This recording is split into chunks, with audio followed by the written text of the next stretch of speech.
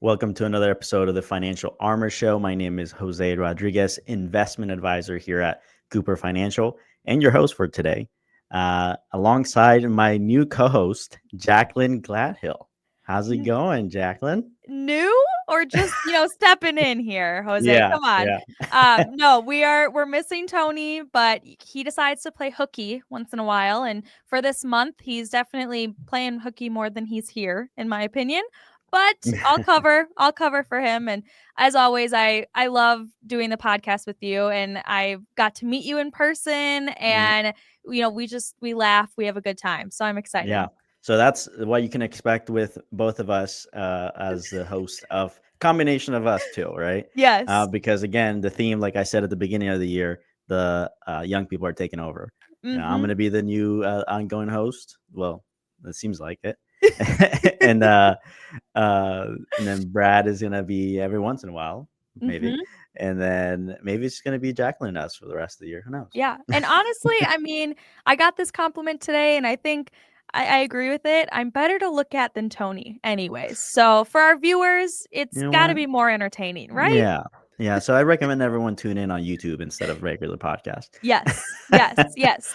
Exactly. It's more fun to watch, except for Tony, I'm just going to sit back and, yes, Yeah. exactly. See, we And have a great time. yeah, it's like uh early this year we had Lisa, portfolio manager of Great Investments, Lisa Schreiber, and she is we see her as the personality of the investment team, this of the CFAs over at Gradient, and so she's our favorite because she's Okay.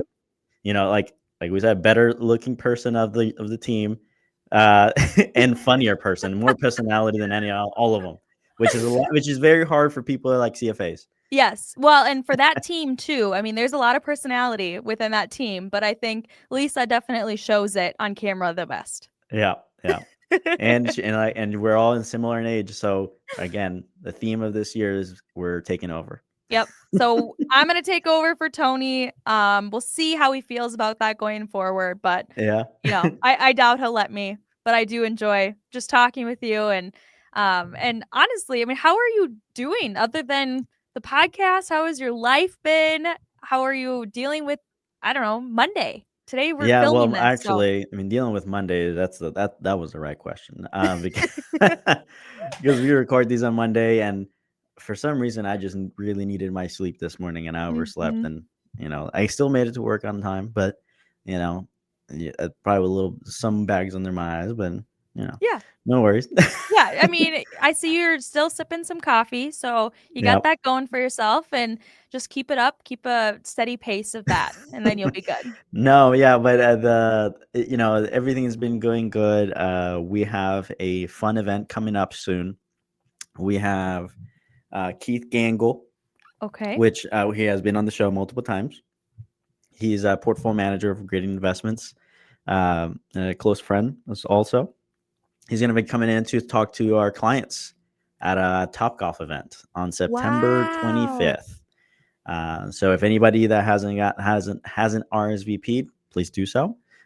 Seats are limited, but he's going to be coming down talking to some of our clients and friends to about the market, where we're at, the economy, and kind of give a little bit of an update and what to expect going forward for the rest of the year. Then we're gonna eat some food, some good Topgolf food. If and nobody has tried their food, it's actually really good for like Yes. what it is, right? Yes. For bar food, it's really darn good bar food, and then we're gonna play some golf, so have some fun. So that's how we like to do things here at Cooper Financial. We Mhm. like to have some fun with our clients. Well, and so Jose, can I come? Because that sounds like a blast. Of course. I mean, I'm sure you don't want to be in Minnesota right now when it's probably what, 50, 40 degrees right now. Yes. I mean, we fell into fall, is like what I like to say, very quickly. Yeah. And so it was, 85, gorgeous, and then boom, it's 65. And apparently now this weekend, we're supposed to go back up into the 80s. So this is where people get sick. And I'm just, stay away from others, keep my hands washed, and yep, just Flu pray season's that. starting early over there. Oh, yeah. Oh, yeah. So Yeah. I can't really complain, but I can complain because it's not October. I said this is perfect fall weather for fall. not for Mhm. September. Yeah, yeah, and I'm gonna be going over there, so I'm gonna know exactly what you're talking about here next week. 'Cause, also that's another very exciting thing that is Yes. happening in our lives. Both Brad and I are gonna go over to Minnesota and talk to not only our investment team, all the portfolio managers in our team, but also we're gonna be in the closed doors with all the big money managers from Wall Street. We're talking Double Line, BlackRock, Goldman Sachs, JP Morgan. They're all gonna be in the same room. We're just going to be discussing, what are we seeing in the market? What are we seeing in the Mhm. economy? What are we, kind of seeing what's behind the curtain, right? Yes. And the what we learn from that is always so very valuable for all of our clients, because whatever we learn there, we bring it back and we update our clients on, what's going on behind the scenes in Wall Street, right? Yeah.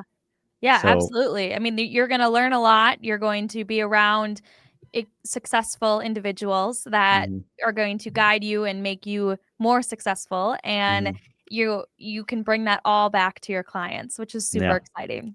Yeah, and then we have our Christmas party on December 2nd, which I don't know if you know, but we're known for our Christmas parties. We go all out. Well, tell me more. The well, I'm not sure if this is solidified, so I'm not. But I heard the theme hasn't been solidified yet. But I heard the theme is Polar Express. Okay. Ooh. So what we typically do is sometimes people dress up according to the theme, and Okay. also our gifts and entertainment is tied Yes. to that. So, So all I'm thinking about right now when you say Polar Express, I'm thinking like the train mhm, outfits mhm, and hot cocoa mhm, and oh, that seems like a blast. But I mean, Jose, I'm not ready for winter. So as mhm. much as I am excited for this Christmas party, I'm just not ready to look at winter yet.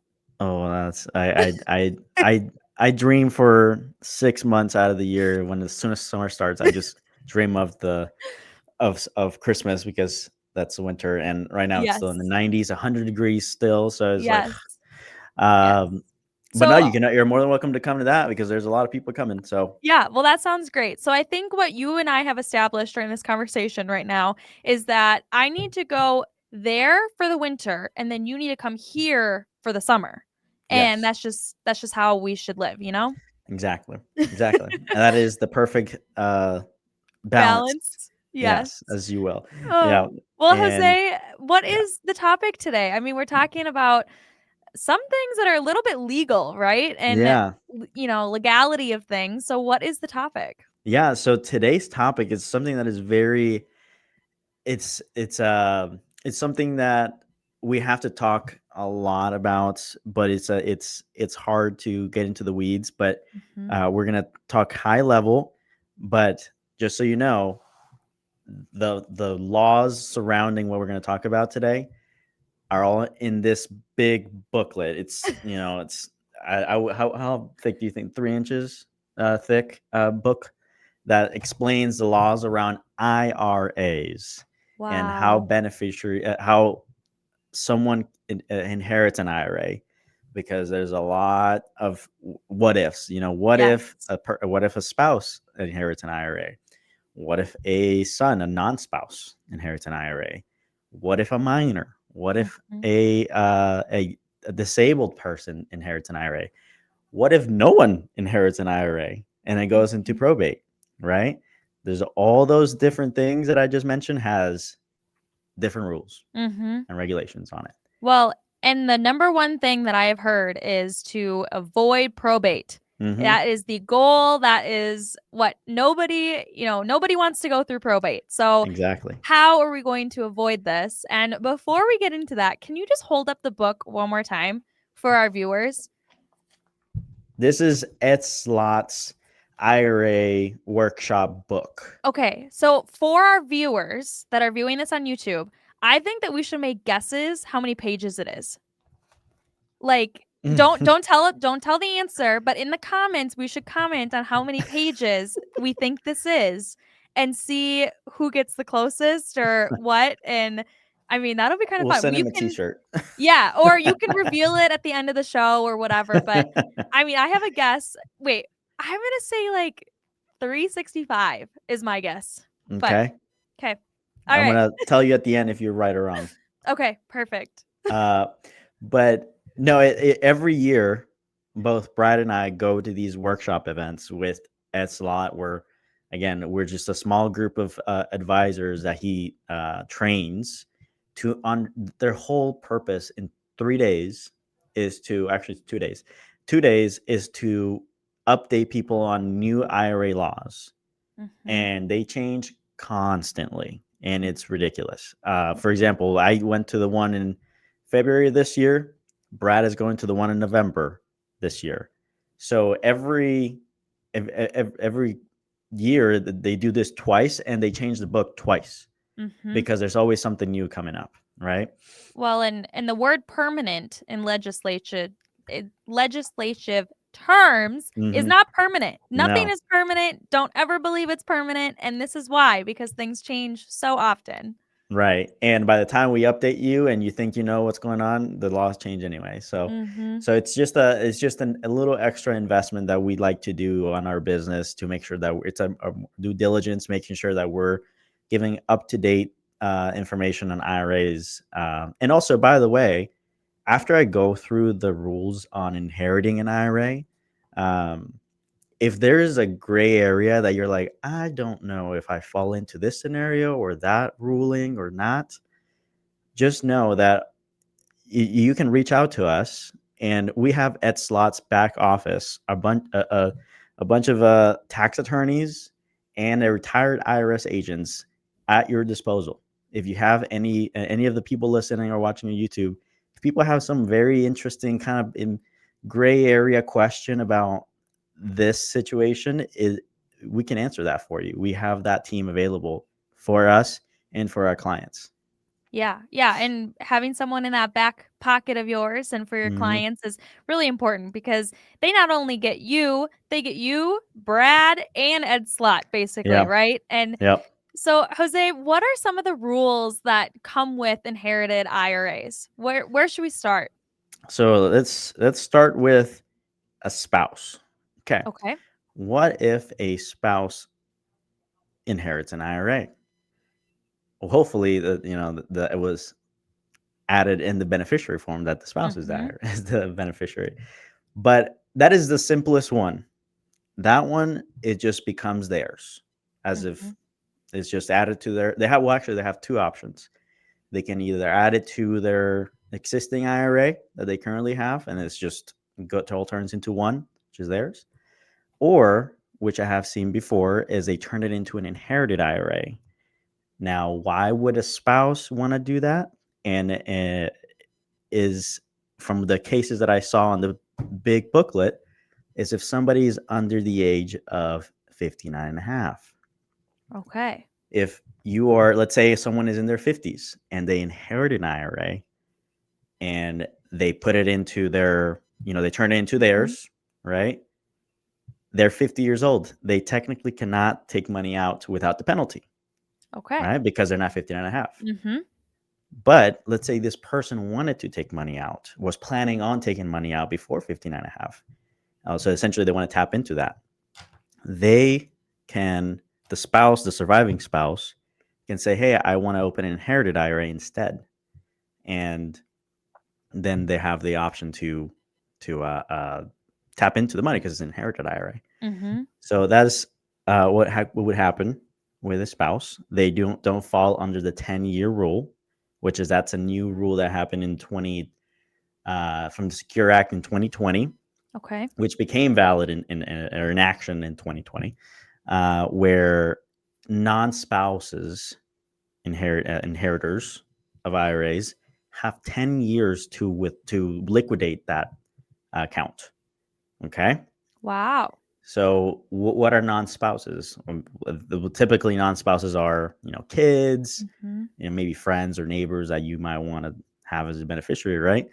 But let's think about this and play this out in real time, real scenarios. Mhm. Let's say you have John Doe and Sally or something, right?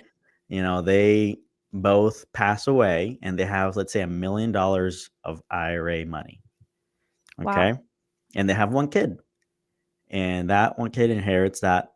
$1 million, Mm-hmm. okay, of IRA money, which forces him to open an inherited IRA and forces him into the 10-year liquidation rule, which means that he's going to have to the beneficiary is going to have to liquidate $1 million in 10 years. So Wow. typically they tend when this scenario happens, the parents are around the maybe 70s, 80s, Mm-hmm. and their kids are the beneficiaries are 40s, 50s, right? Peak earning years, Yes. right? So you have $1 million that you inherited, and you have to take out $100,000 every year, and that's going to be a taxable income that added to your taxable income, and you're already at your peak earning years. So what does that do to your taxes? It increases them. Yes. It bumps them up to the next tax bracket because they get this inheritance. Which you do not want. Exactly. So that's just something that we watch out a lot for, especially for when we have whole families Mm-hmm. uh, uh, that we're working with. And if we're not, we try to encourage them. Hey, if you want to make your kids involved into the financial planning conversation, that is something we encourage every single time, if Mhm. possible, because we have seen when they don't talk to each other, and all of a Yeah. sudden, surprise happens, and then they don't know Yes. how to handle it. Yeah, and I mean, before we continue, I just want to interrupt here for a second and say that with any IRA, I mean, nothing is automatic. And so what you say is beneficiary, you want to make sure that someone is as a beneficiary and written as a beneficiary because nothing is automatic on any of this. Right, right. And something that we do for all of our clients is uh, do beneficiary audits. Mhm. Okay, and so two things are accomplished with that is one, explain how does this all work when someone inherits the money that you've worked so hard to Mhm. save over of your life. What happens to the money after your beneficiaries get it? We explain that to you because it depends on what kind of accounts. It works different ways, Yes. Yes. right? But also we make sure that who you want as a beneficiary is exactly on the page and legally, you know, the Mhm. beneficiary. Yeah. No more family feuds. We don't want a family feud over this Right, for sure. right. So non-spouses. So there's some exceptions here as far as a 10-year rule for Okay. non-spouses. And I just had this scenario happen to us, for with a client that came in a couple months ago. Her mom, 82 years old, passed away. Okay, Mhm. and so she inherited some IRA money, and and she's around her 50s. And I said, well, okay, so everything says and points to 10-year rule. Okay, Mhm. because she's a non-spouse, she's her Yep. child, her Yes. daughter, and that means 10-year rule because that's usually how it will go. Mhm. But then she tells me that she is considered disabled according to the IRS guidelines. Okay. So that means that her 10-year rule is excluded so that she doesn't have to liquidate the IRA that she got in 10 years. Okay. She goes back to the what we call a stretch IRA, which goes for the rest of her life. She doesn't have to liquidate it. That's interesting. So she Yeah. doesn't she's not on a timeline. No, she's not because she's disabled. Okay. And Okay. are there any other, I mean, exceptions that Yes, what are some there other is. ones? So let's say similar scenario. Mhm. Okay. But this person is obviously not disabled because it's a different scenario. Okay. But, parent passes away, gives it to their children or their child. And that child is, let's say, 18 years old. Okay. Yes. According to IRA rules, an 18-year-old is still a minor. Mhm. Okay. Oh, really? Yes. Well, that's good to know too. 18-year-old is still a minor. So, age of majority, which is when IRAs or the IRS and IRAs Mhm. consider someone as an adult, is age 21. Okay. So Okay. drinking age. Yes, exactly. Exactly. If you can buy a beer, you can inherit an IRA. Yeah. So not a legal adult, but a drinking age adult is what we're Yep. talking about. Yeah. Yeah. So 18-year-old person inherits an IRA from their parents. Mhm. Okay. Typically, you would think, okay, 10-year rule, son or daughter, because they're not, and then they're not disabled, so 10-year rule, right? But because they're under the age of 21, their 10-year rule doesn't start at 18. It starts at 21. Oh, okay. So let's say But do we're they still 18. get it? Yeah, they get it and they have access to it, Okay. but they don't have to liquidate the timer on the 10 years doesn't start until they turn 21. So the earliest timeline, what you're saying, the 10 years, the earliest that it could, quote, expire would be when you're 31. I'm adding this. Yeah. Yeah. So Okay. essentially, instead of 10 years to liquidate the account, it Yes. will be 13 total Okay. because it has 13 years until he turns 21. And Mm-hmm. then after that, that's when the 10 years starts. So total years, 13. All And right. obviously, if the person was younger, then longer and longer, Yeah. so on and So so it forth. would be, I mean, if you are under 21, no matter what age, it wouldn't be until 31. Well, yeah, it doesn't matter what age until you're Mm-hmm. 21. Yeah, 31. Yeah. Yeah, Wow. exactly. So All right. that Well, is. and so that makes a lot of sense with kind of the non-spousal Mhm. rules and stuff. But what are we talking about when, I mean, is there an advantage to being a spouse in this situation? For majority of the time, yes, because that means you can prolong it. You don't have to liquidate in 10 years. Mm-hmm. But now we're going back to spouses. One of the things that that is a concern when something like this happens and the spouse inherits the IRA of the other spouse, um, is that now the surviving spouse has to file as a single filer, and they fall under the widow tax trap, which Okay. around the increase in taxes from just that happening, Mm-hmm. everything else equal, the tax increase is about 40% more in taxes because because the surviving spouse is filing a single. Wow. So Yeah, is there a way around this? there is a way around it by doing tax planning before any of this happens, right? And even within once it does happen, I mean, obviously, when's the best time to plant a tree? 10 years ago, right? But it's there is ways to prevent this from happening. So, and it's all about tax planning, right? And then, like I mentioned, the kids. What if the kids get it and then they're in their peak earning years and they get this inheritance and they have to take this Mm-hmm. money out of this IRA and now that bumps them up to the tax bracket? It's the same deal with the surviving spouse. Yeah. So all of this could be avoided if we do tax planning where we strategically with the help of our CPAs move money from taxable buckets, which an IRA would be, to tax-free buckets. Okay. Doing that will prevent the widow tax trap and the 10-year ticking time bomb, the tax bomb. Yeah, that all sounds really great to me. So, what other options? I mean, is there anything else that, I guess, what does the spousal kind of mean? What does this all mean? It just means that the wife, the surviving spouse, gets it. There's no one else gets this kind of I guess privilege other than the spouse. Yes. And Well, but there is one other option. What if no one was listed on the beneficiary form?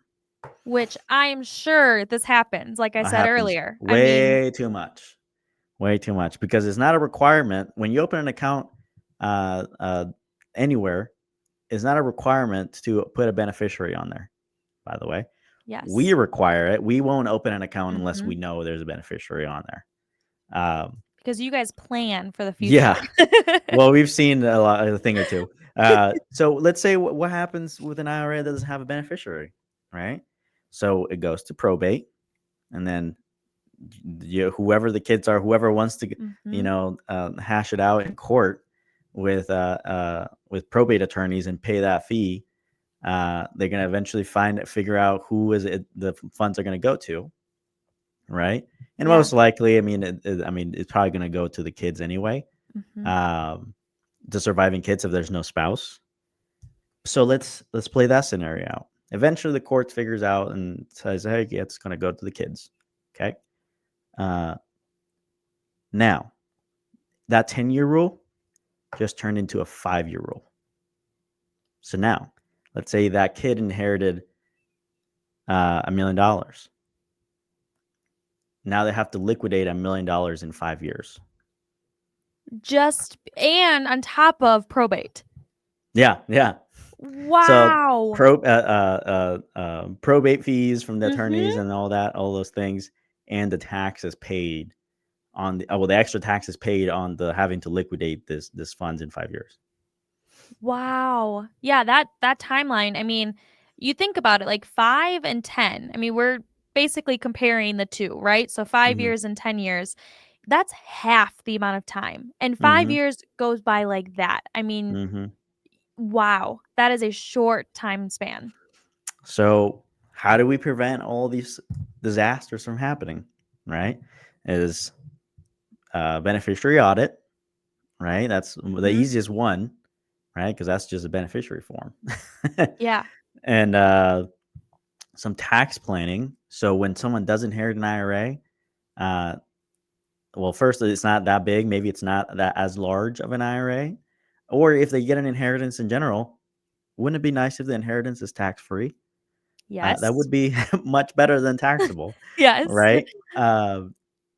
And the way that we can accomplish that is just by tax planning and beneficiary audits, which Mhm. we do for all of our clients. Yeah, and meeting with a financial services professional because like you said, I mean, I would never have thought about any of this. I don't know the rules, and reading that 365-page book is what I'm thinking, but we'll get to that answer later.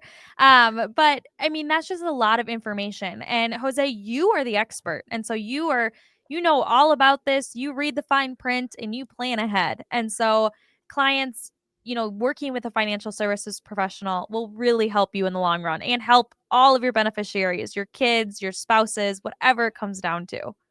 Yeah, and I mean, I both Brad and I are know enough to be dangerous, but what really makes us look better than we actually are is I think it's our back office at Slott.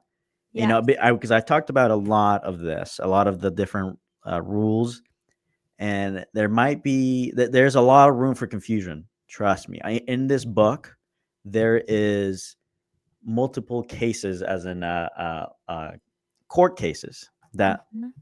that I don't know if they fought him in court, but it was the court cases that there's a lot of gray area in the ruling, Okay. and so that caused people to go to court and sue the IRS or the state or Mhm. each other, right?